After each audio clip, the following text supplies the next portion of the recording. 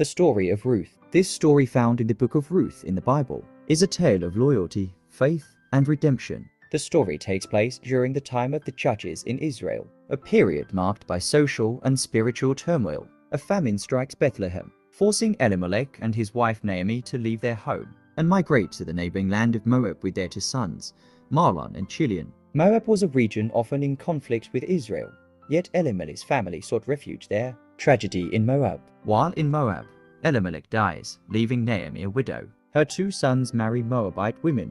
Mahlon marries Ruth, and Judean marries Orpah. After about 10 years, both sons also die, leaving Naomi, Ruth, and Orpah without husbands, a dire situation in a patriarchal society where women relied on male relatives for protection and provision. Naomi's return to Bethlehem. Hearing that the famine in Bethlehem has ended, Naomi decides to return to her homeland. She urges her daughters-in-law to remain in Moab and seek new husbands. Initially, both Ruth and Orpah insist on accompanying Naomi. However, after Naomi's repeated pleas, Orpah tearfully returns to her family, but Ruth refuses to leave. Ruth's declaration of loyalty is one of the most famous passages in the Bible. Where you go, I will go, and where you stay, I will stay. Your people will be my people, and your God my God. Where you die, I will die, and there I will be buried. Ruth 1:16-17. Life in Bethlehem. Naomi and Ruth arrive in Bethlehem at the start of the barley harvest. Their return causes a stir in the small town.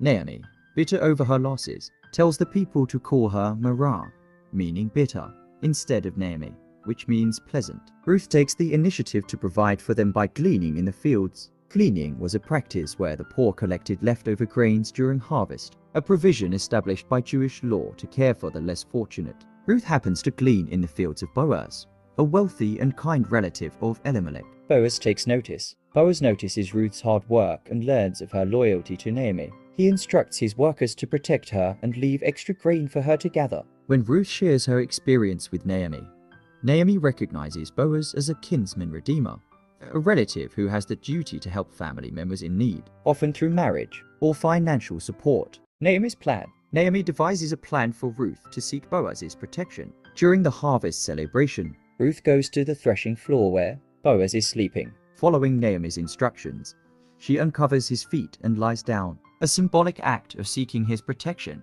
and signaling her willingness for marriage. When Boaz wakes, Ruth explains her intentions.